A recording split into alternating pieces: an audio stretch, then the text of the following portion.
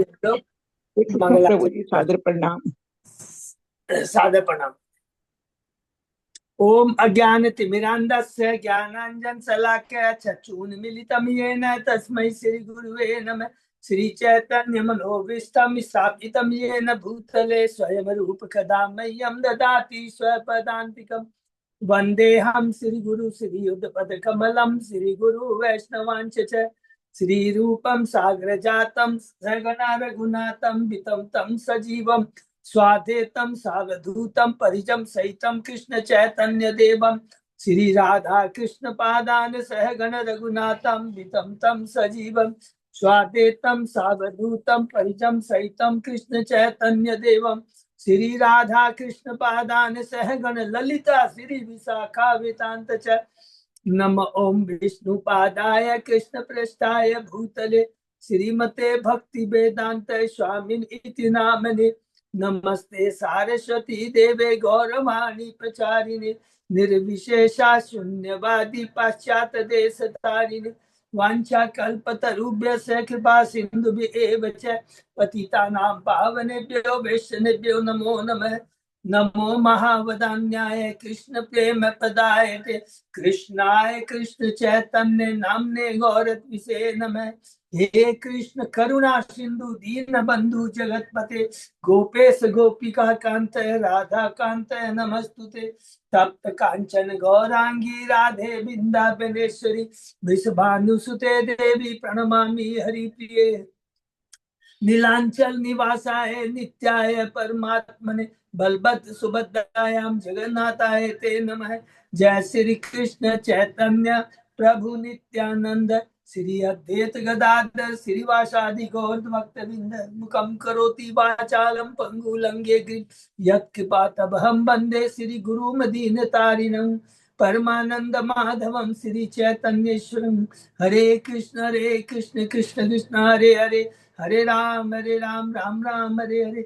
श्री श्री मंगलाचरण की जय, शिला प्रभुपाद की जय। हरे कृष्णा।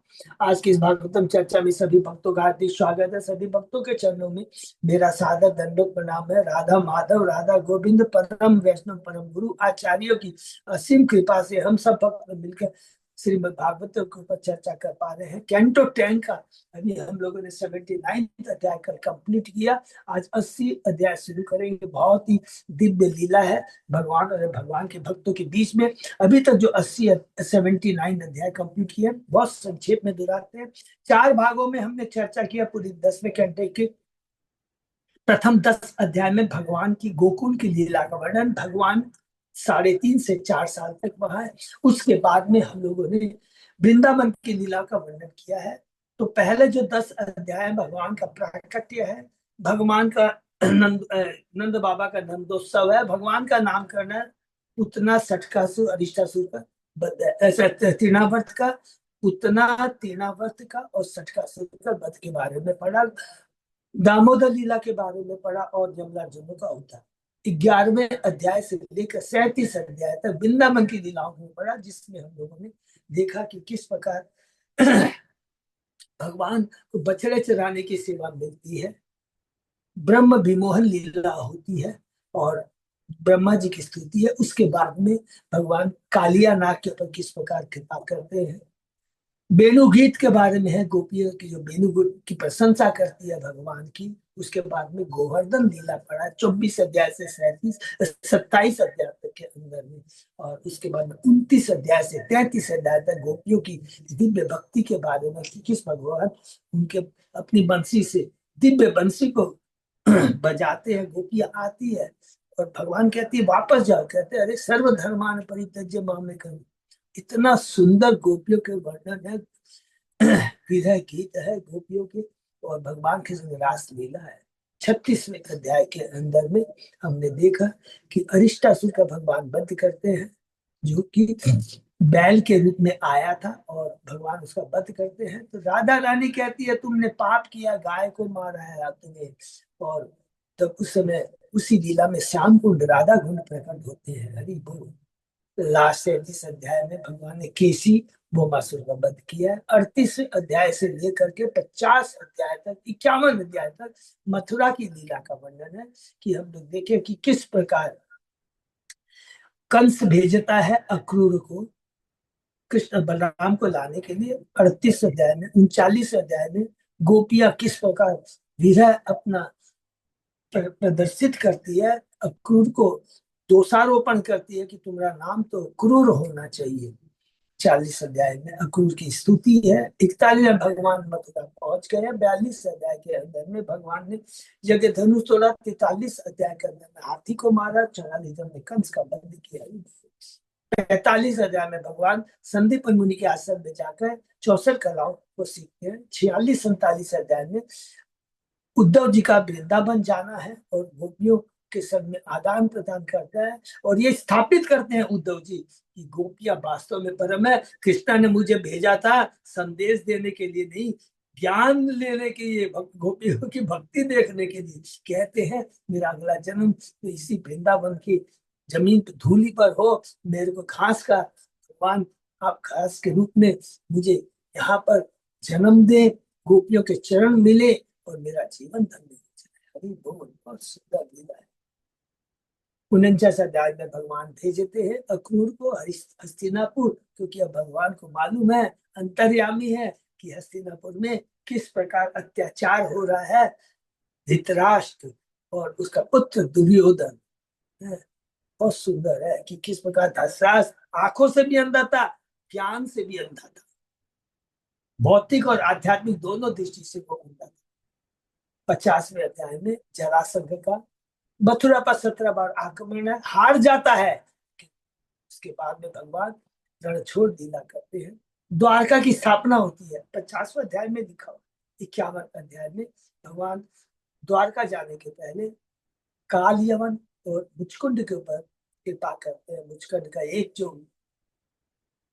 बहुत ही सुंदर, उसने कहा कि हे भगवान, अभी जो सैनिक है, बड़े बड़े सैनिक, जो भी प्रजा, कुछ भी कह लीजिए, आगे पीछे मेरे घूमती है, मेरे मुकुट है, लेकिन जैसे ही ये शरीर छूटेगा, और यही शरीर जो इतना सजाया जाता है, इतना प्रतिष्ठा को धारण किए हुए है, ये गीध का भोजन बन जाएगा, आग का भोजन बन जाएगा। 52 अध्याय में भगवान मथुरा द्वारका आ चुके हैं। शुरू होती है द्वारका की लीला रुक्मणी से। 52 53 54 अध्याय में हम लोगों ने बहुत सुंदर लीला पढ़ी है रुक्मणी की, कि किस प्रकार रुक्मणी का भगवान संदेश पाते हैं। 53 अध्याय में भगवान चले जाते हैं, रुक्मणी का अपहरण करते हैं। 54 अध्याय में भगवान किस प्रकार रुक्मणी को लेकर द्वारका आते हैं और वहां पर उसका वैदिक रीति से उसके साथ ब्याह करते हैं। 55 अध्याय में कृष्ण और रुक्मणी के पुत्र है, सबसे बड़े पुत्र है कृष्ण के प्रद्युम्न। हाँ, किसके अधिष्ठाता देव है? प्रद्युम्न, मन के। ठीक है ना? चतुर्भुज में हमने देखा है ना, बहुत सुंदर है। और बुद्धि के है और मन के है अनिरुद्ध। हाँ, तो वही प्रद्युम्न और अनिरुद्ध। प्रद्युम्न के पुत्र है अनिरुद्ध, बुद्धिमान। हाँ, चेतना, मिथ्या अहंकार, बुद्धि और मन, ये हमने कैंटो 4 में पढ़ा था। हाँ, ये चीजें। तो 55वें अध्याय में देखा प्रद्युम्न के बारे में, जिसको किस प्रकार संवर असुर उठा के ले जाता है, अपहरण करता है, लेकिन वो पुनः उसको हरा के वापस आता है। उसके बाद में 56वें अध्याय में है भगवान का जामवंती के संग और सत्य भामा के संग में ब्याह है। 57 58 अध्याय में भगवान और 5 पटरानी से ब्याह करते हैं। कालिंदी, मित्रबंदा, सत्या, जिसका नाम है नागजनित भी, भद्रा और लक्ष्मी।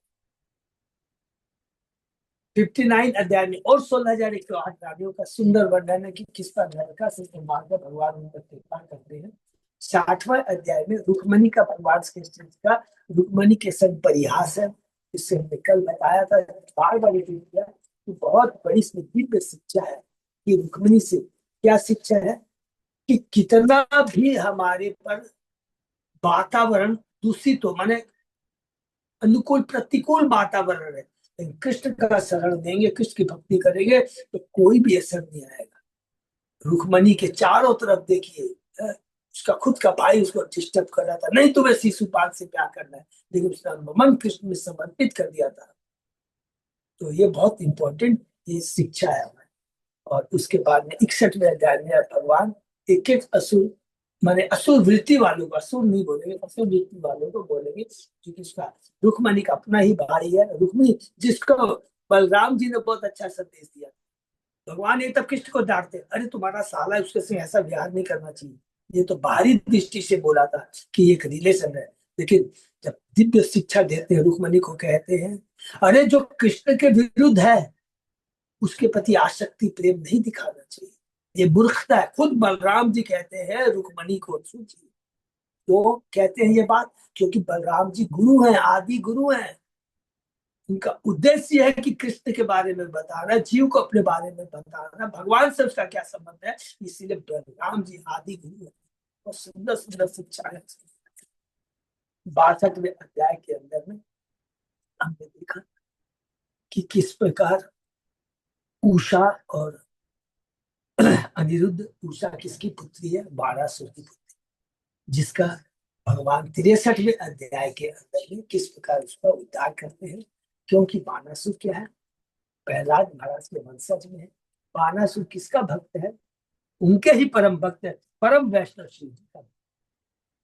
64वें अध्याय में नृग के ऊपर कृपा करते हैं भगवान, क्योंकि उनके भक्त ने उन्हें आज कहा था नृग को कि तुम्हें भगवान के दर्शन होंगे। और भक्त ने क्यों कहा था, क्योंकि नृग ने बहुत उपकार करता था, दान देता था, ये तो सब पुण्य कर्म थे, लेकिन उसने आध्यात्मिक कार्य क्या किए थे, मंदिर बनाने में मदद की थी, भगवत गीता भागवतम को प्रचार करने में लिखा है मदद की थी।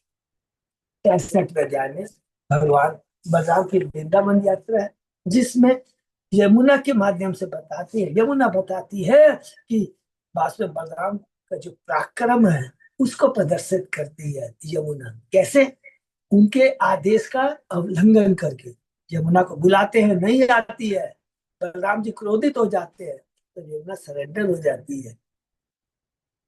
इसके बाद में हमने देखा 66 अध्याय पौंड्रक के ऊपर भगवान इस प्रकार कृपा करके इसे साधु के मृत्यु प्रदान करते हैं। 67 अध्याय में तो द्विविध का भगवान, द्विविध बानर का भगवान बलराम वध करते हैं। और 68वें अध्याय में पुनः ही जहाँ पर सांब का विवाह इस लीला के माध्यम से, फिर यहाँ पर बहुत सुंदर सुंदर लीला है, बलराम के माध्यम, सॉरी दुर्योधन के माध्यम से शिक्षा देते हैं कि बलराम आदि गुरु हैं, इनकी आज्ञा का उल्लंघन नहीं करना चाहिए।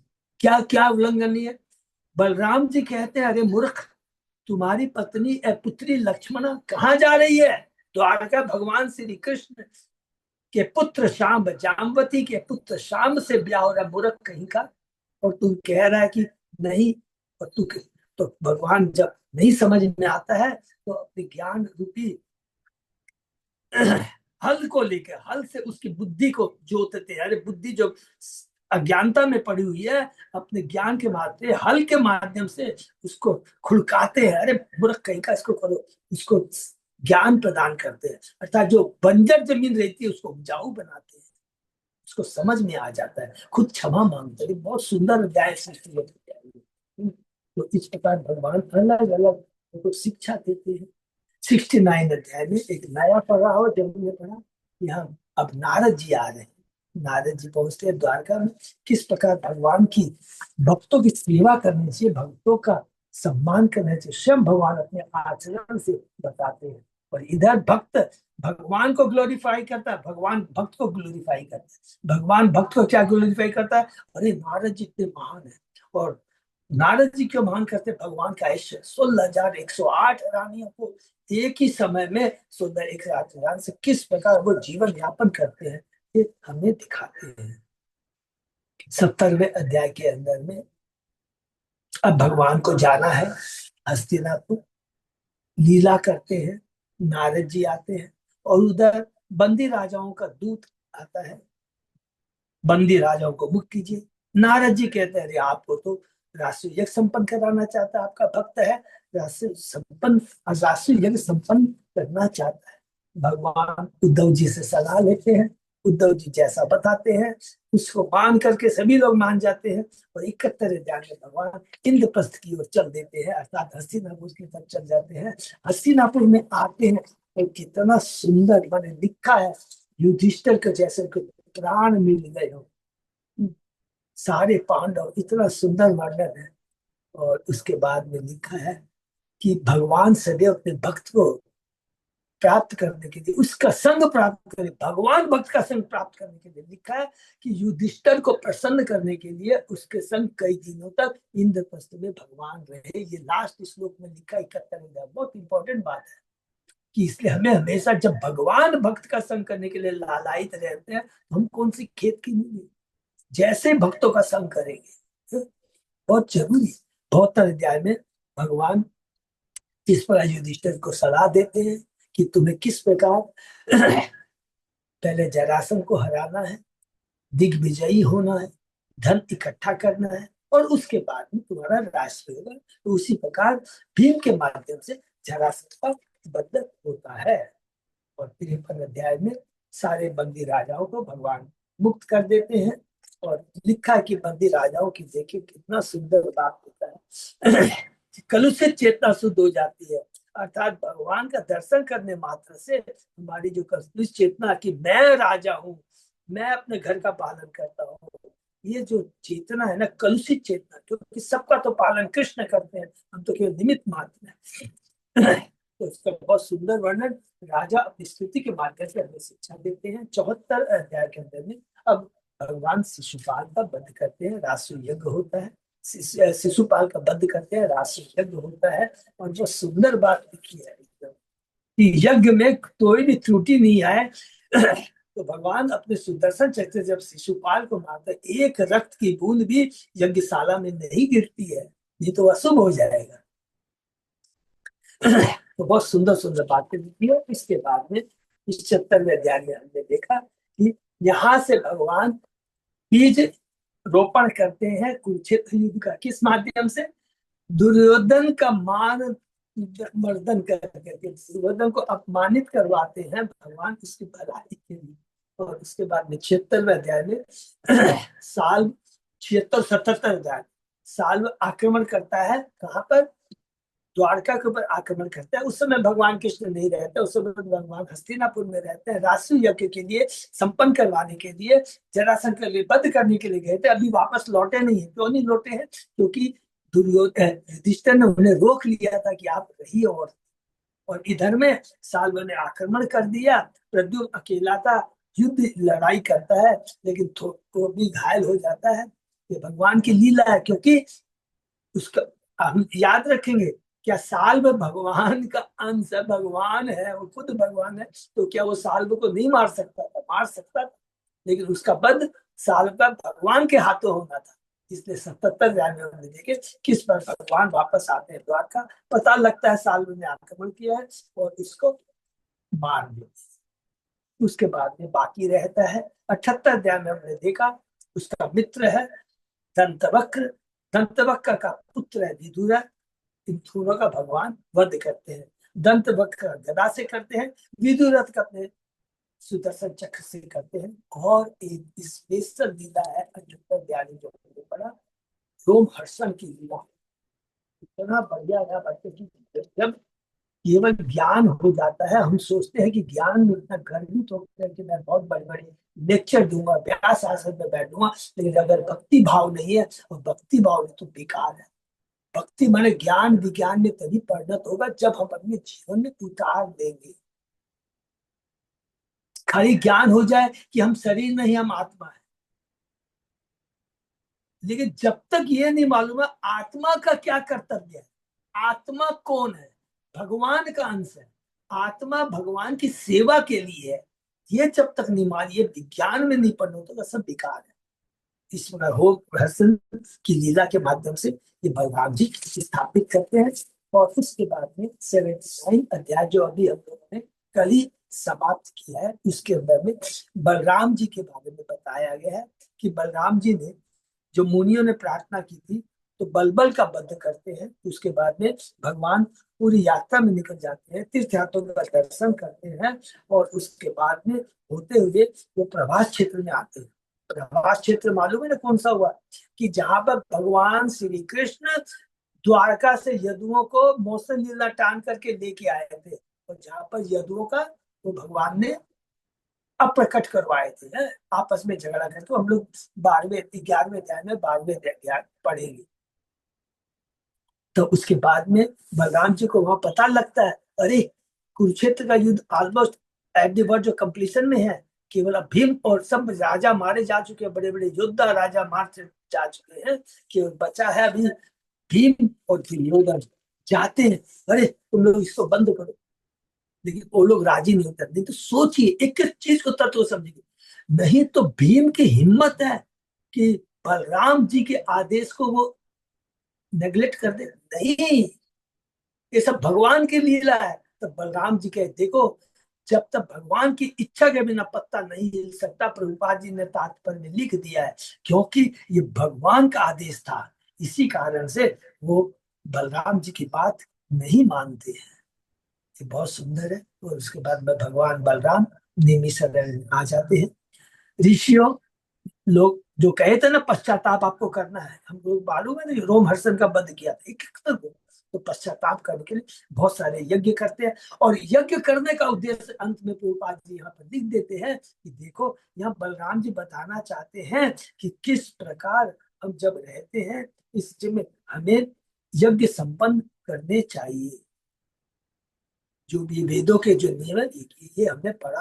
और आज नया अध्याय शुरू करने जा रहे हैं, अध्याय 80, 81 सुदामा के बारे में, 82, 83, 84। ये बहुत इंपॉर्टेंट है कि कब कुरुक्षेत्र के युद्ध में, अभी सब युद्ध कुरुक्षेत्र युद्ध समाप्त हो चुका है, और कुरुक्षेत्र में भगवान आते हैं सूर्य ग्रहण के समय में, और वहां पर वृंदावन से भी है और हस्तिनापुर से भी सब लोग आते हैं भगवान से। बहुत सुंदर है वो हम लोग पढ़ेंगे। तो अभी हम लोग सुदामा के बारे में पढ़ते हैं। अध्याय 80, द्वारका में भगवान कृष्ण से ब्राह्मण सुदामा की भेंट शुरू करते हैं। ओम नमो भगवते वासुदेवाय, ओम नमो भगवते वासुदेवाय, ओम नमो भगवते वासुदेवाय।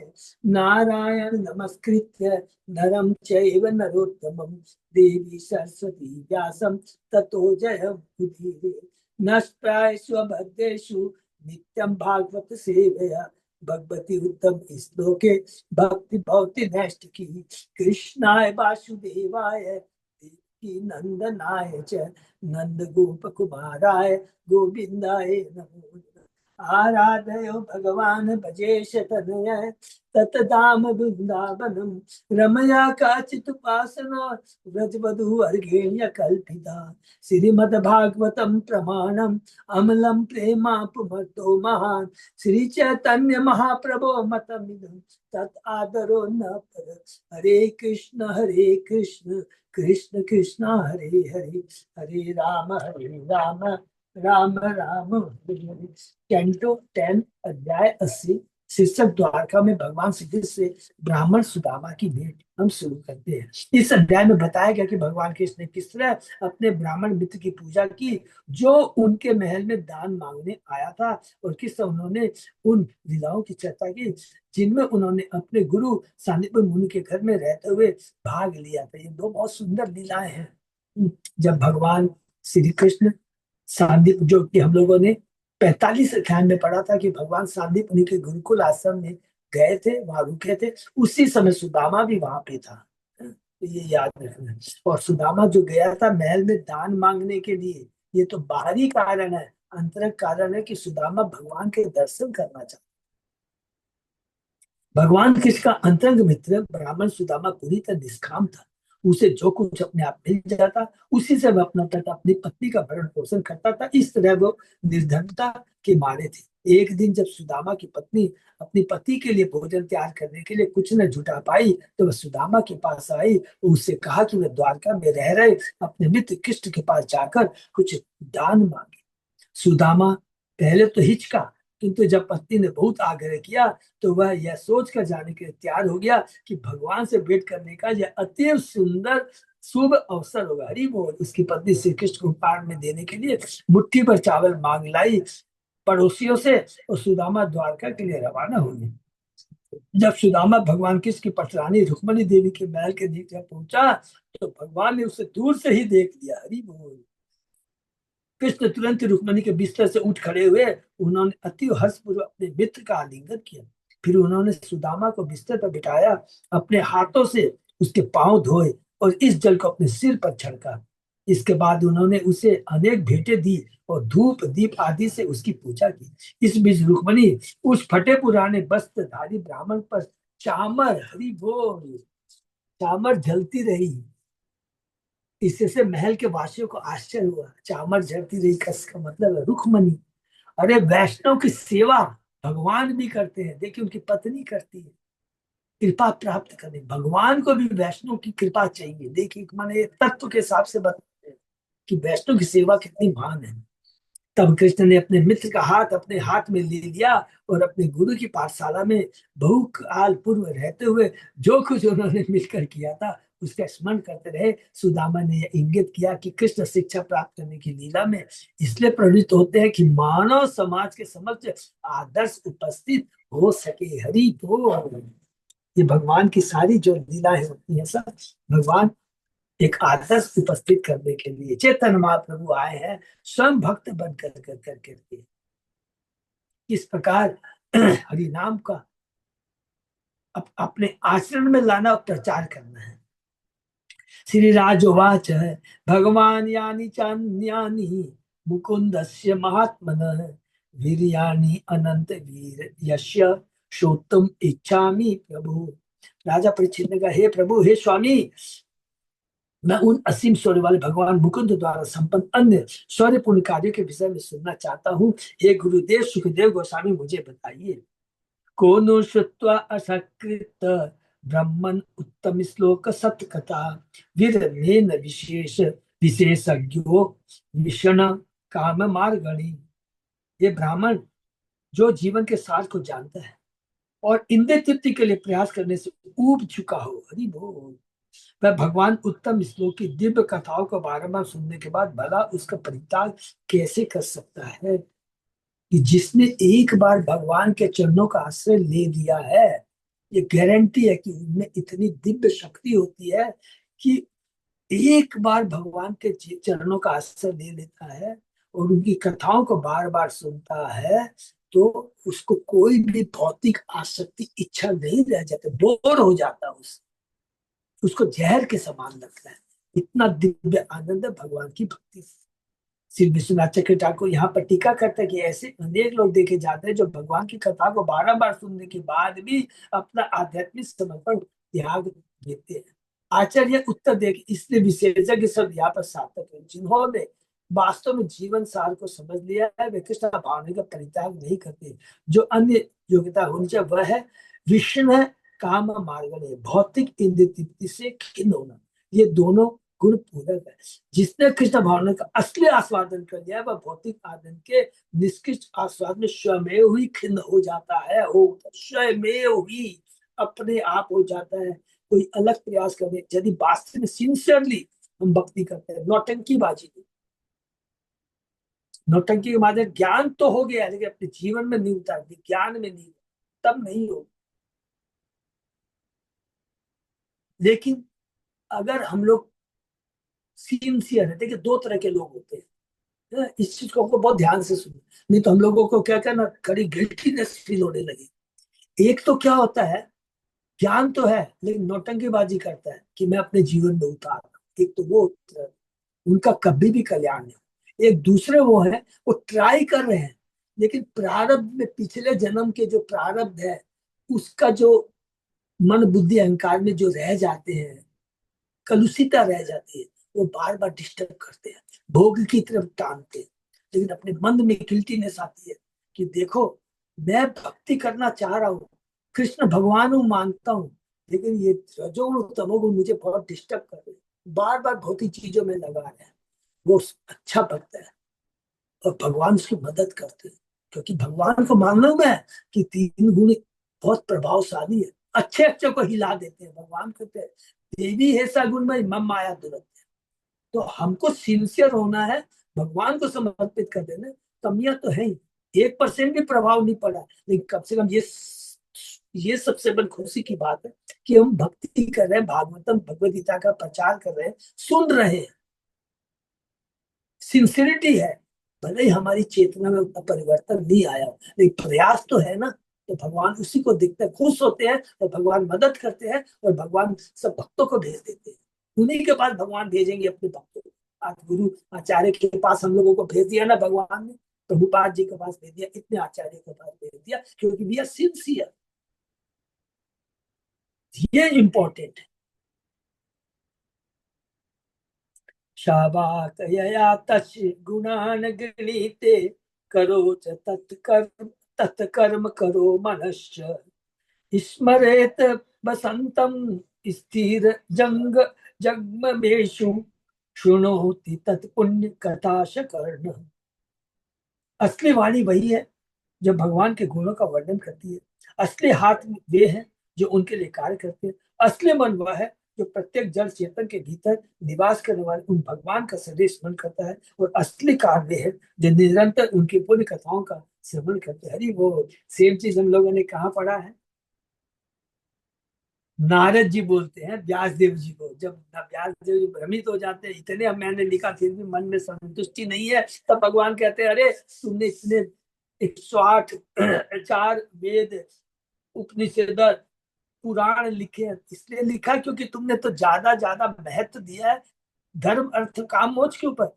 भगवान की दिव्य लीलाओं का तो बहुत डिटेल में उजागर ही तुमने नहीं किया। तो तुम भक्त हो तो डेफिनेटली तुमको सेटिस्फेक्शन नहीं होगा। तब भगवान नारद जी बताते हैं ये सारी चीजें। पिछले श्लोक में भगवान को समर्पित सवर्णेन्द्र की प्रशंसा कर चुकने के बाद राजा परीक्षित अब अन्य इंद्रियों का भी उल्लेख करते हैं, जिससे हमें कृष्ण भावनामृत का पूरा चित्र प्राप्त हो रहा। हरि बोल। यहाँ वे बताते हैं कि शरीर के सारे अंग व्यर्थ हो जाते हैं यदि उनका संबंध किससे नहीं रहता। द्वितीय स्कंद के 3 अध्याय में श्लोक 20 से 24 में सौनक ऋषि द्वारा ऐसा ही कथन मिलता है। दूसरी स्कंद में भी है और पहले स्कंद में भी है, दोनों में है। श्री विश्वनाथ चक्रवर्ती ठाकुर उल्लेख करते हैं कि कृष्ण भावना में सारी इंद्रियों को मिलजुल कर कार्य करना चाहिए। दूसरे शब्दों में आंखें या कान जो भी अनुभव करे, मन को तो अंतर्यामी कृष्ण का एकमात्र स्मरण करना चाहिए। निरस्तुतशोभय लिंगम आनमेत तदेव तत्पश्यति तदि चक्षु अंगानि विष्णु अथ तत जनानां पादोदकम यानि भजन्ति नित्यम। वास्तविक से वही है जो जड़ चेतन के बीच भगवान की अभिव्यक्तियों को नमन करता है। असली आंखें वे हैं जो एकमात्र भगवान का दर्शन करती है, और असली मन भी है जो भगवान या उनके भक्तों के चरणों को पखारने में प्राप्त जल का दिव्य रूप से आदर करते हैं। हरि बोल। तो ये दोनों कैंटो पैंटो वन का कैंटो वन के भी या चौथा या पांचवा अध्याय, पांचवा अध्याय सॉरी छठवां अध्याय होगा, पांचवा या छठा अध्याय में नारद जी कहते हैं बहुत सुंदर कि देखो जो कुछ भी भगवान से संबंधित है वो सुंदर है, और यदि भगवान से संबंधित नहीं है वो व्यर्थ है। शास्त्र जितने भी सुंदर ढंग से लिखा, पद्य में लिखा गया हो और उसमें पूरी ग्रामिकल सब कुछ अच्छे से एकदम कोई भी मिस्टेक नहीं, वो बेकार है यदि भगवान का नाम गुणगान नहीं। इसके विपरीत यदि कोई शास्त्र थोड़े उसमें ग्रामिकल मिस्टेक भी हो, कुछ भी लिखा, लेकिन भगवान के नाम का गुणगान करना है, उसी को परमहंस उसका आश्रय देते हैं। ये नारद जी कहते हैं। ऋषि अभी यहाँ बता रहा है कि सुखदेव गोस्वामी जी बताते हैं, नेमिषारण्य के ऋषि को बताते हैं कि वास्तव में शास्त्र मनुष्य जीवन का लक्ष्य क्या है, नहीं तो ये मनुष्य जीवन बेकार है।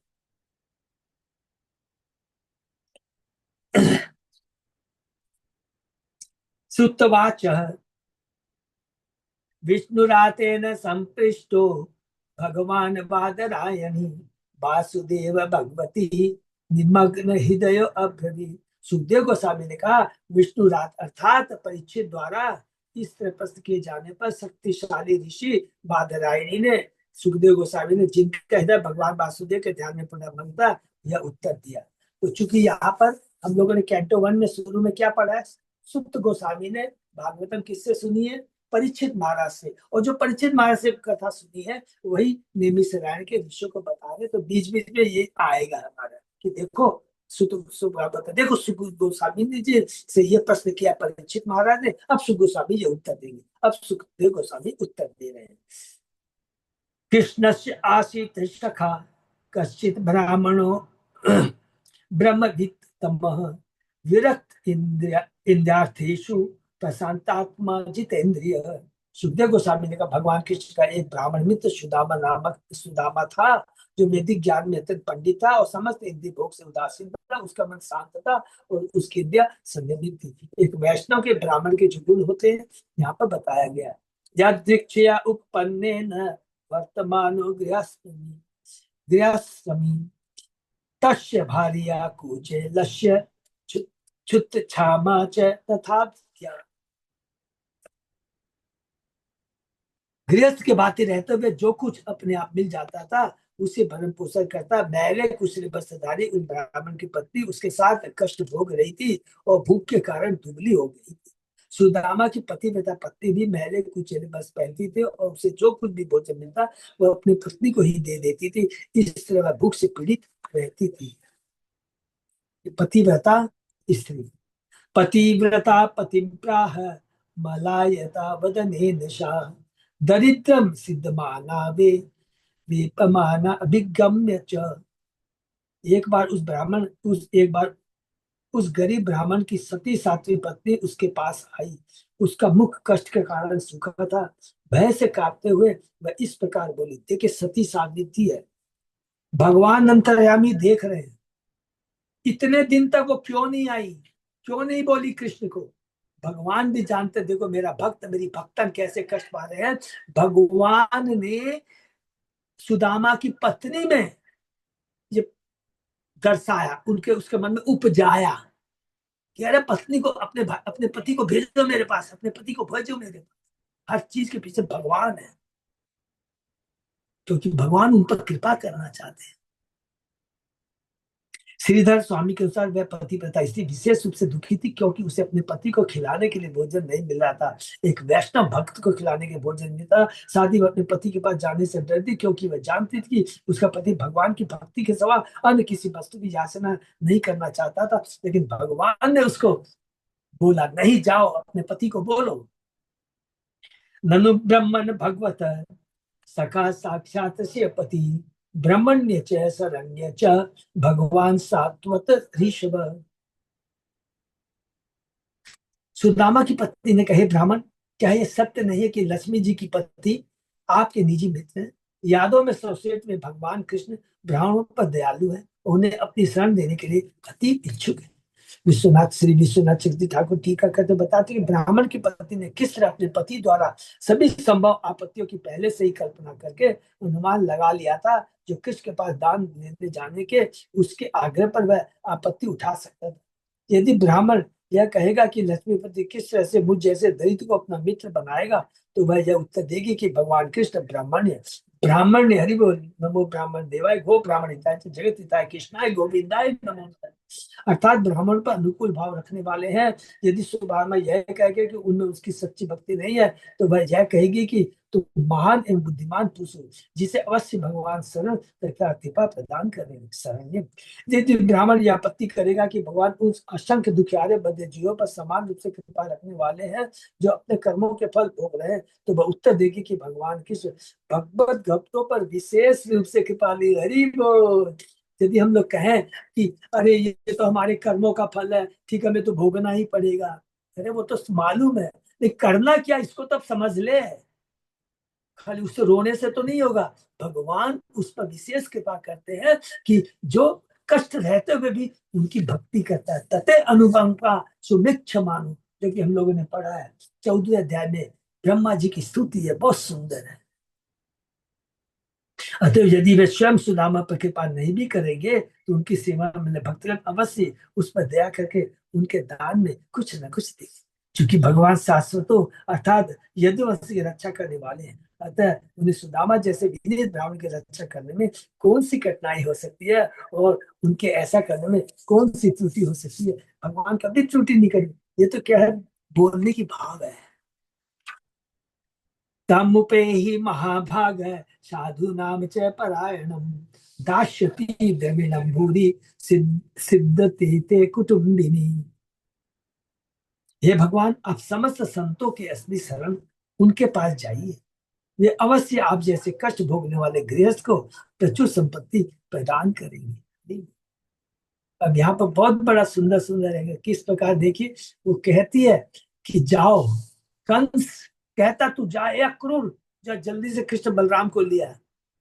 और यहाँ पर मैं उसको, क्योंकि वो तो अपने कृष्ण बलराम अपने एरिया में शेर है, और नारद जी ने कहा जब वो यहाँ पर आएगा, मेरे एरिया में आएगा, मथुरा में आएगा, तो अवश्य वो मारा जाएगा। लेकिन अक्रूर सोचता, वो अक्रूर ये नहीं सोचता, अक्रूर तो देखता है कि मुझे भगवान के दर्शन होंगे, और वही भाव ब्राह्मण का यहाँ पर है, सुदामा का। आसते अधुना द्वारवत्यां भुजवृंसि अधोक अध अंधकेश्वर स्मरतः पाद कमलम आत्मानम अपि यक्षति किम नो अर्थ कामान भजतो नाति अभिष्टान जगत गुरु।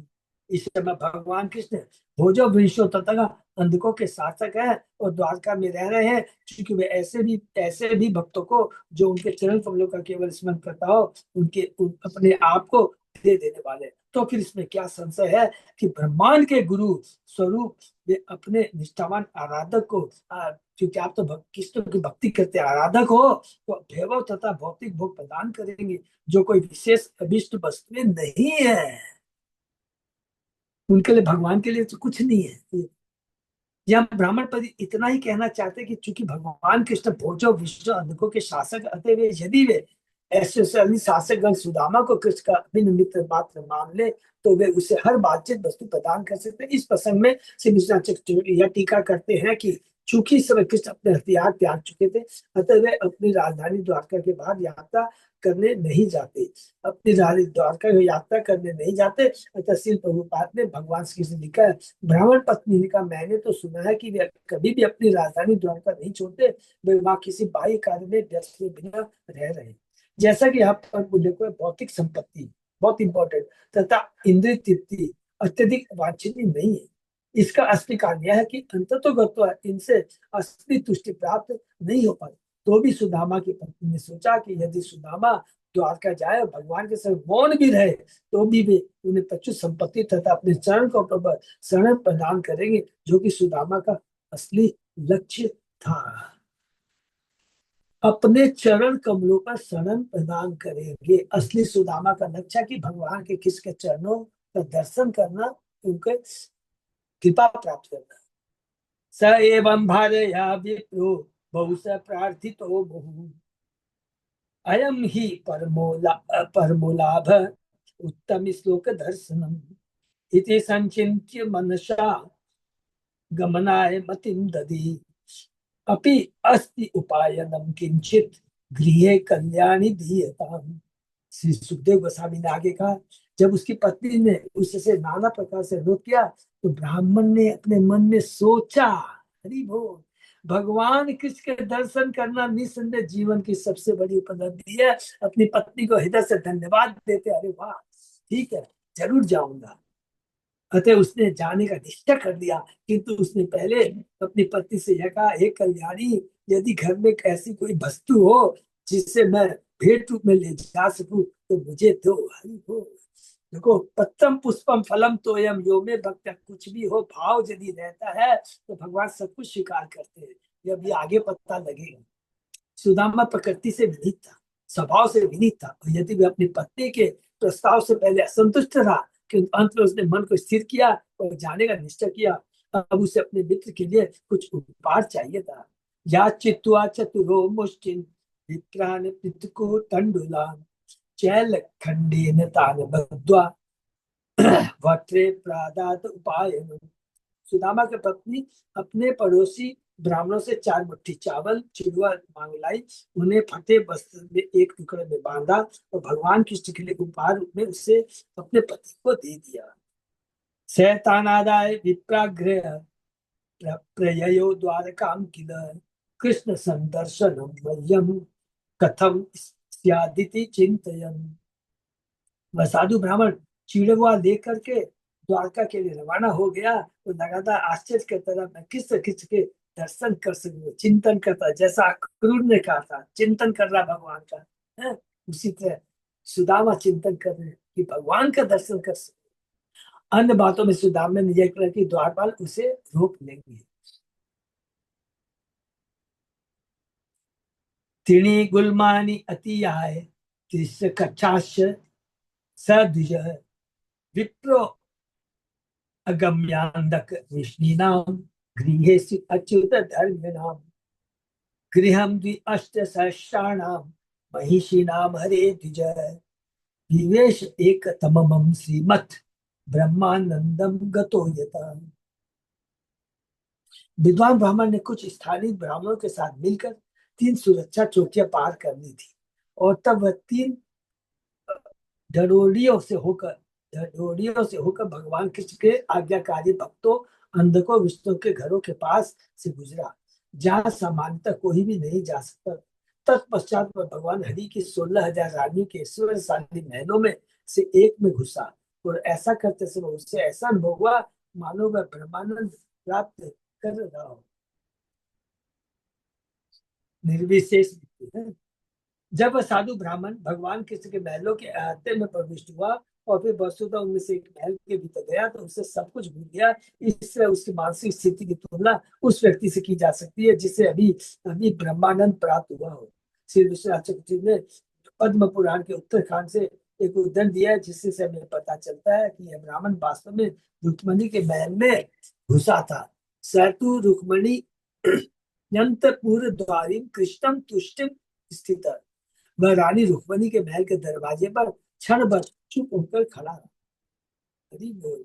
तम विलोक्याच्युतो दूरात् प्रिया पर्यकम आस्थित सहसो उत्थाय चाप्येत्य दोभर्याम पर्यग्रहित मुदा।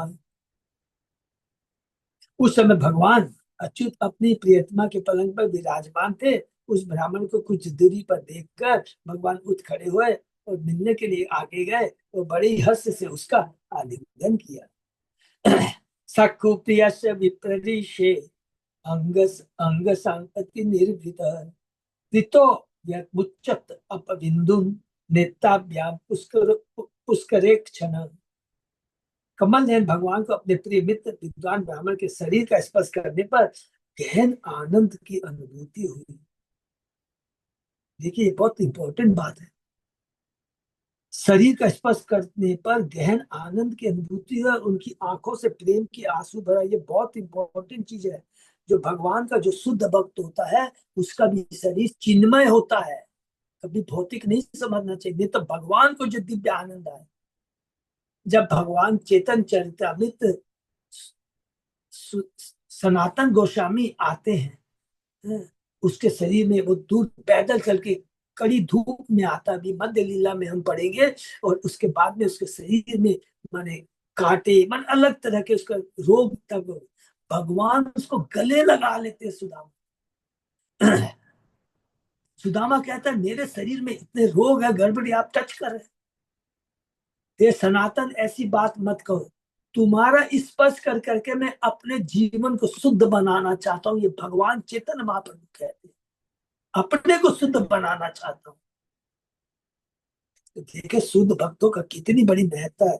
ये भगवान अपने आचरण से स्थापित करते हैं। चेतन चल में हम देखेंगे भगवान अपने आचरण से स्थापित करते हैं। अतो उपवेश्य पर्यंके स्वयं शक्युमहर समहर उपहृत्य अवनिज्यास्य पादोपाद अवनेजनी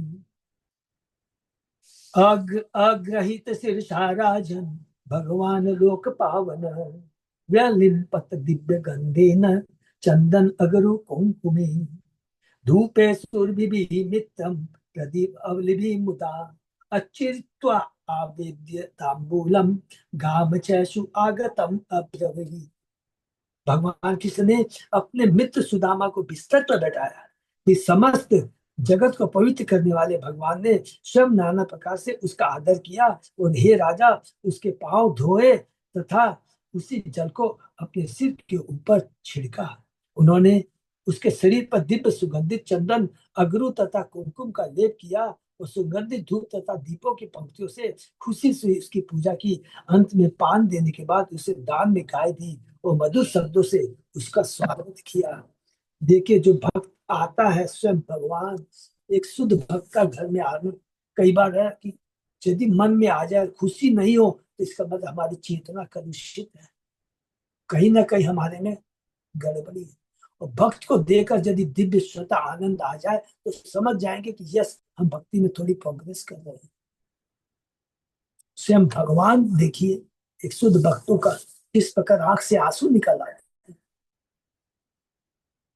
कुचेलम मलिनम साक्षामम बीजम धमनी संततम देवी परिचरत साक्षात चामर व्यंजन भी। साक्षात लक्ष्मी देवी ने अपनी चामर से पंखा झलकर उस गरीब ब्राह्मण की सेवा की, जिसके वस्त्र फटे हुए थे, मैले थे और जो इतना दुर्बल था कि उसके सारे शरीर की नसें दिख रही थी, हड्डियां दिख रही थी, नसें दिख रही थी। अंत पुरजनो दृष्ट्वा कृष्णेन अमल कीर्तिना विस्मितो अभूत अति प्रीत्या अवधूतम सभाजितम जिताम। राजमहल के निवासी निर्मल कीर्ति वाले भगवान कृष्ण को इस फटे पुराने और मैले बस पहने ब्राह्मण का इतने प्रेम सम्मान करते देखकर चकित हो गए। भगवान शिक्षा दे रहे हैं, इंक्लूडिंग अपनी रुक्मणी को, सबको। वो भक्त है, दिखाते हैं कि मेरा परम भक्त क्या होता है, उसकी सेवा कितना जरूरी है, इससे वाला जीवन धन्य हो जाएगा। किमनेन कृतं पुण्यम अवधूतेन भिक्षुना श्रियाहीनेन लोकस्मिन् गर्हितेन अदमेन च यो अशो त्रिलोक गुरुणा श्रीनिवासेन संभृत पर्यक पर्यकस्थां श्रियं हित्वा परिस्वक्त अग्रजो यथा। राजमहल के निवासियों ने कहा, इस अस्त व्यस्त निर्धन ब्राह्मण ने कौन सा पुण्य कर्म किया है, लोग उसे नीच तथा निंदनीय मानते, फिर भी तीनों लोकों के गुरु और श्री जी के धाम, श्री जी का माने श्री जी का धाम है ना, आदर पूर्वक उसकी सेवा कर रहे। लक्ष्मी को अपने पलंग पर बैठा हुआ छोड़कर भगवान ने इस ब्राह्मण का आलिंगन किया, मानो वह उनका बड़ा भाई। हरि बोल। कथयाम चक्र तू गाथा पूर्वा गुरुकुले शतो आत्मनो ललिला ललिता राजन करो गृह परस्परम।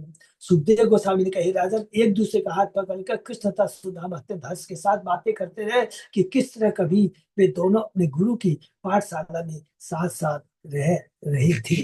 तो यहाँ पर भगवान अभी बताएंगे पाठशाला के बारे में। प्लीज हम लोग इसको नेक्स्ट क्लास में शुरू करेंगे। बहुत सुंदर है, बहुत सुंदर है। देखिए, और यहाँ पर भक्त और भगवान, देखिए भक्त सदैव भगवान को पाने का लालच, उनका दर्शन करने का लालच रहता है। भगवान भक्त का दर्शन करने के लिए लालायित रहते हैं, क्योंकि ये दिव्य भक्ति की शक्ति का प्रभाव है।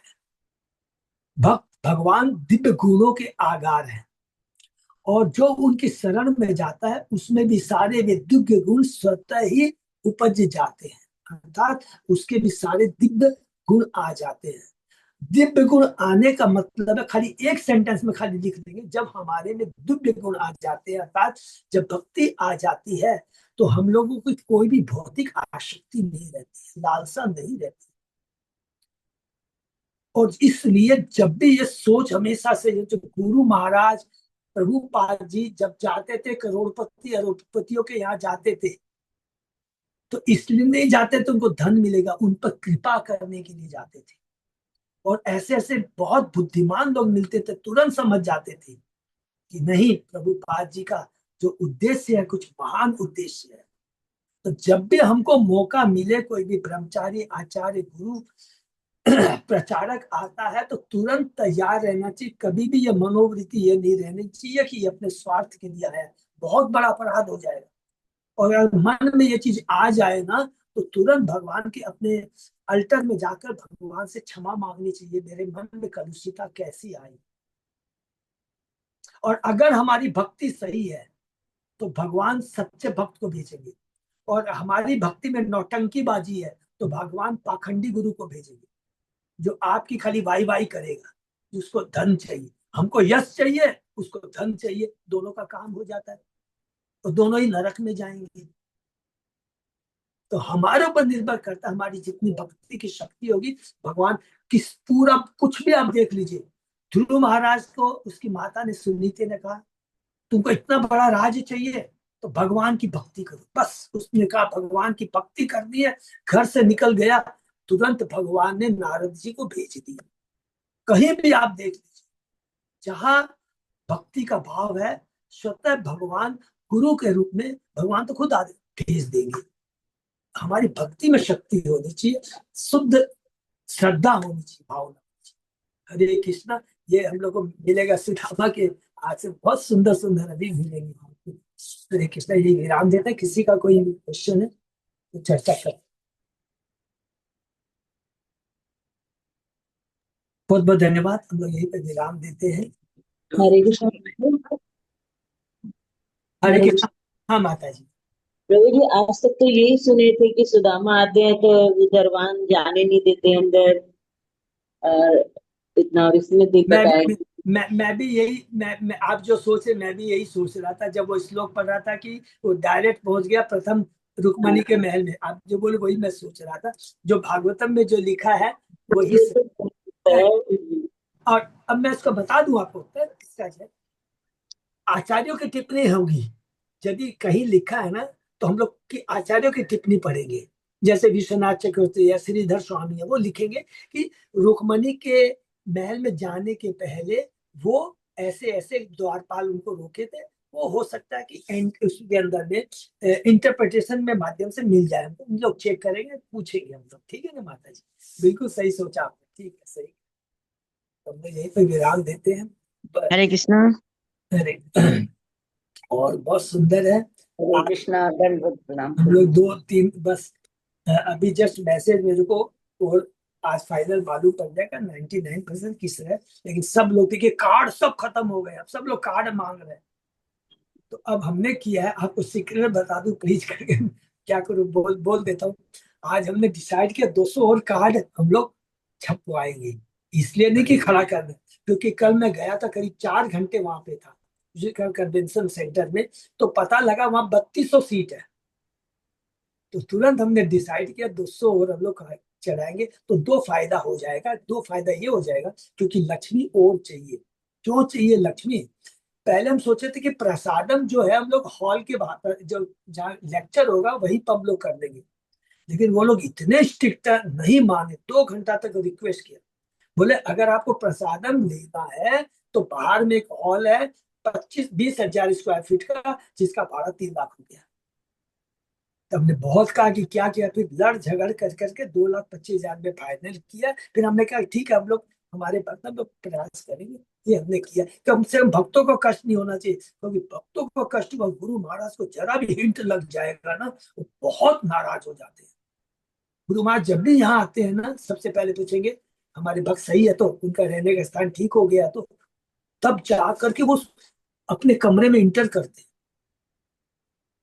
तो बहुत अच्छा होगा, जो गुरु महाराज की इच्छा है तो हम लोग अच्छे से इस प्रोग्राम को सक्सेस बनाने का मदद करेंगे। और फिर से हृदय से धन्यवाद हमारे जगन्नाथ के भक्तों में, सब लोग आगे आके बहुत अच्छी सेवा की है। और अभी तक हम लोगों ने बहुत अच्छा कंट्रीब्यूशन तैयार कर लिया है गुरु महाराज के प्रोग्राम के लिए। बहुत बहुत धन्यवाद। हरे कृष्णा। ये तो भी राम है। दंडवत अच्युत जी, प्रणाम आपको प्रभु जी। कुछ और अनाउंसमेंट है प्रभु? नहीं प्रभु जी, बस इसी का हरि है ओम। जो सबको बहुत बहुत धन्यवाद है। जी पर विराम देते हैं। सही वक्त हरे कृष्ण।